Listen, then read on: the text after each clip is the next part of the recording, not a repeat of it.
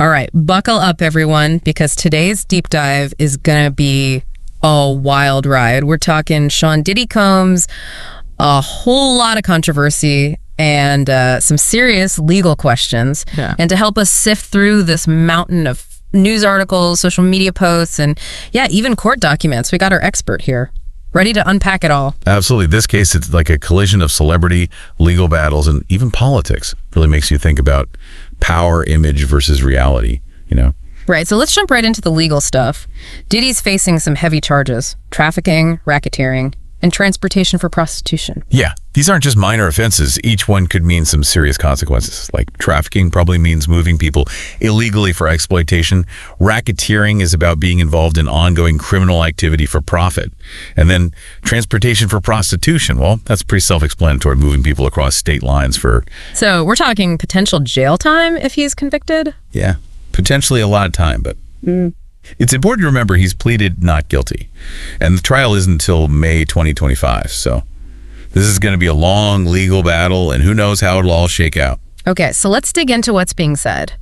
These Freakoff parties, they're a big part of this case. We've got firsthand accounts from a party planner, and it sounds like these weren't your average Hollywood gatherings. They were, well, extravagance and understatement.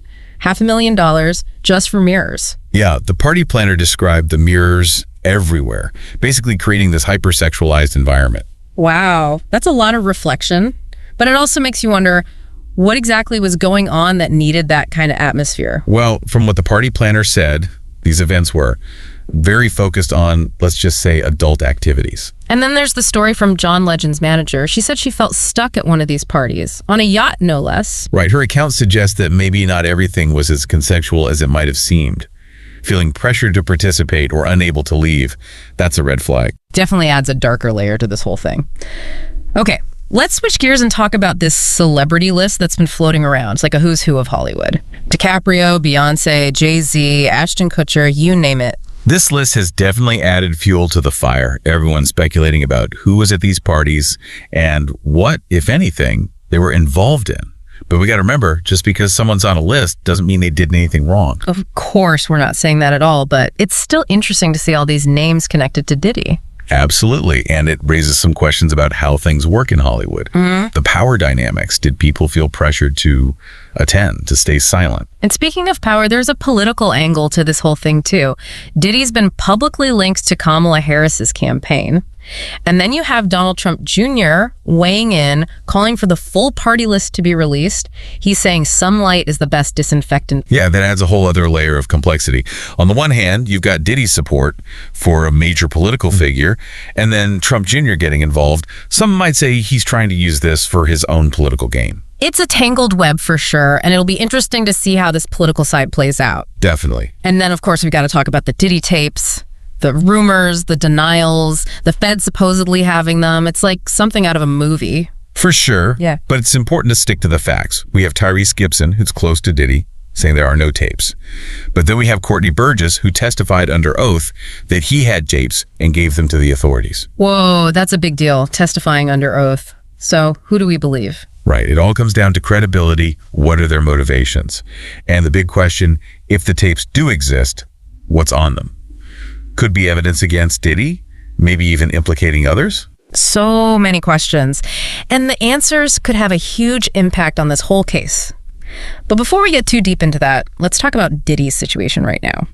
He's tried multiple times to get bail, even offering a $50 million package, but each time the judge has said no. Yeah, those denials are definitely telling. The judge must have some serious concerns, maybe about him fleeing or even trying to influence witnesses. And then there's that detail about where he's being held.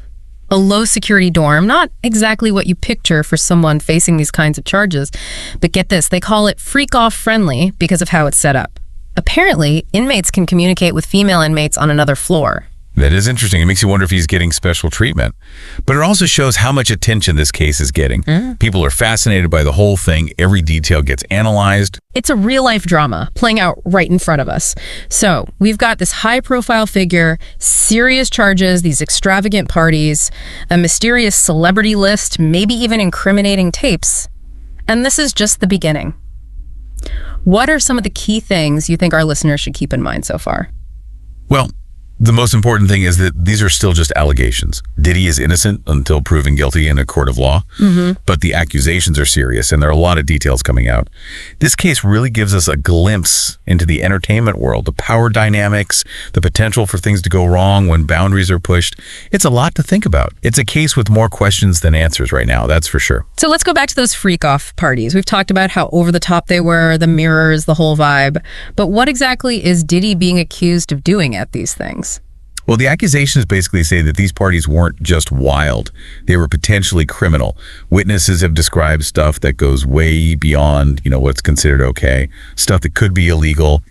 Right, like the party planner talking about sex workers being there, and the tons of alcohol, the focus on sexual activity.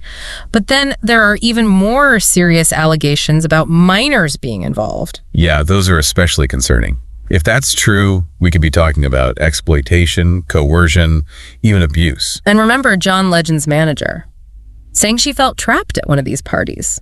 If people felt pressured or couldn't leave, that changes things. Absolutely. It's not just a wild party anymore. It starts to look like a pattern of predatory behavior. So even though Diddy says he's innocent, these accusations could paint a very different picture. Exactly. But it's important to remember, innocent until proven guilty.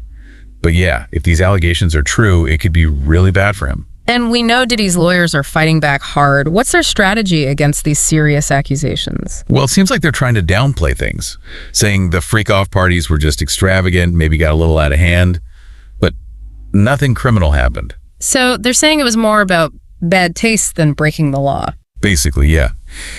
They're also trying to make some of the witnesses seem less believable. Like maybe they have reasons to lie or they're exaggerating. And remember that incident with Cassie back in 2016? That video supposedly showed Diddy assaulting her. His lawyer said it was a private matter, nothing to do with any Freakoff party.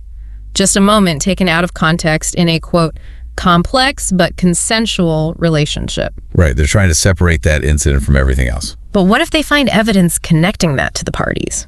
Or that it wasn't consensual?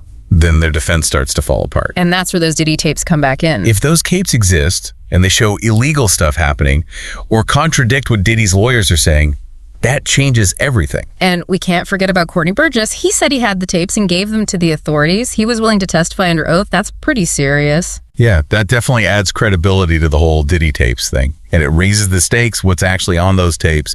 Do they show crimes happening at the parties? Do they show people who can back up what the witnesses are saying? So many unknowns. That's why everyone's so focused on these tapes. Okay, back to that celebrity list for a second.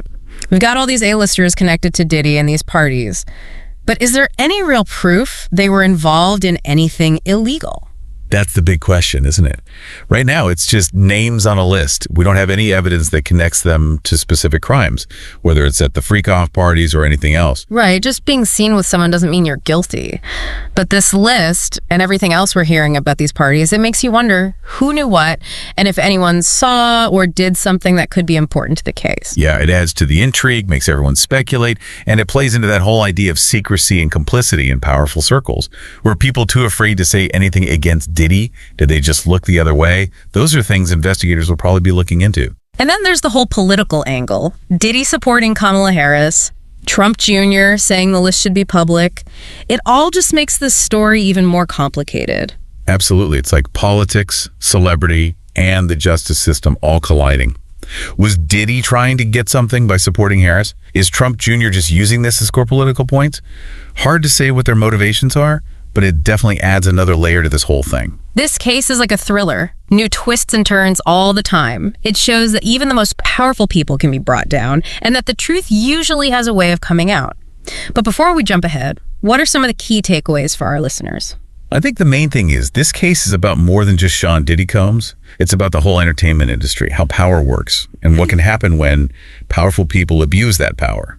It reminds us that nobody's above the law, and that justice is important no matter how rich or famous you are. Those are important points. And as we keep going with this story, it's good to keep those things in mind. Let's take a short break, but we'll be back soon. We'll be diving even deeper into this case, looking at the evidence, the legal stuff, and how this whole thing might affect Diddy's legacy and the entertainment world. All right, we're back and ready to wrap up this wild deep dive into the Diddy situation. It's been a journey, that's for sure. And as we've seen, this is more than just celebrity gossip. We're talking about power, abuse of power, and whether those at the top are held accountable. Exactly. So for this last part, let's shift gears a bit. We've talked a lot about the accusations, the evidence, all the legal stuff, but what about the people involved? How is Diddy dealing with all this? We know he says he's innocent, and he's fighting back hard. He even offered a ton of money for bail, but the judge keeps saying no. Yeah, it seems like he's really determined to clear his name. He's putting a lot of faith in his lawyers to challenge everything and defend him. But the bail denials are definitely a sign the judge isn't convinced. Maybe worried he'll run or try to mess with the witnesses. And then there's that whole thing about where he's staying. The Freakoff friendly dorm. It's kind of strange, right? Not exactly what you'd picture for someone facing these kinds of charges. It does make you wonder if he's getting special treatment somehow. But it also shows how much this whole case has captured the public's attention. Everyone's watching, analyzing every detail. It's a real-life drama unfolding in front of our eyes. But let's not forget about the other people involved. What about the potential victims? What's their side of this story? That's a really important part of this. We can't ignore that. If these accusations are true, then people have been hurt, maybe exploited, maybe even abused. Their voices need to be heard. Their experiences matter. We've heard from the party planner. She said she was uncomfortable with how sexualized everything was. And then there are others who say they were underage when this stuff allegedly happened. Yeah, if those allegations are true, that's incredibly serious. It reminds us that behind all the headlines and court talk, there are real people who might be suffering because of this. It really makes you think about the consequences of actions.